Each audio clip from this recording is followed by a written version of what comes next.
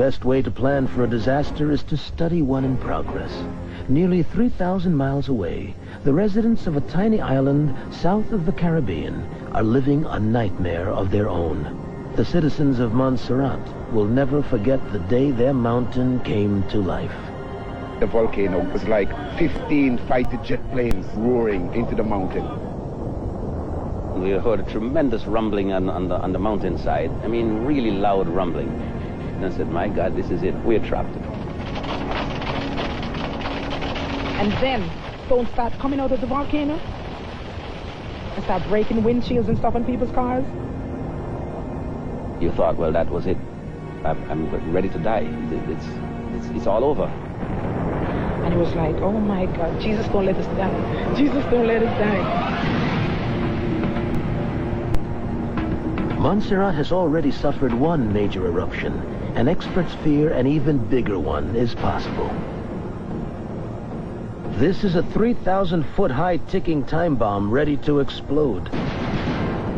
Its previous rumblings served notice that the big one could hit at any moment.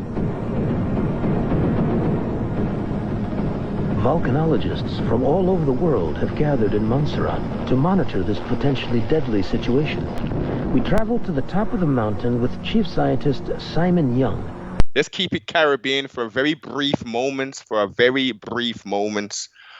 25th of June, 1997, there was a huge volcano on a little small island called Montserrat. Yes. That displaced a lot of people, man. A lot of people to Brum, to Leicester, to the Americas, across the Caribbean, you know what I mean, to the wilderness of North America. And luckily, I mean, that is a modern day Pompeii city type vibe we're talking.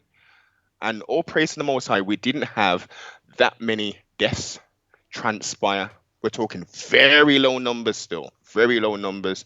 So just a bit of recognition and a rising paradise to the people them that did lose their lives, and for all of the siblings them and the elders who don't even have a home there anymore, because there's a huge southern part of the southern part of the island is an exclusion zone. Nothing can't go on there. All they're doing is just mining the thing. So honors, respect, and we will never ever forget. Bringing it onto current times, we had that Beryl. What was the name? Beryl come true. Hurricane Beryl. Okay. Again, all praise to the Most High. We had very low numbers. They were talking, was it category 5 down to 4? Yeah. It was mashing up same kind of area of sorts. The Leeward Islands, then made it up this way to JA, and that was supposed to be some big boy thing, right? That didn't go on. That didn't go on like that. It wasn't as bad as what they said it was going to be. Indeed. I got a lot of footage from down there as well. When I got a lot of footage from down there when the hurricane was going on.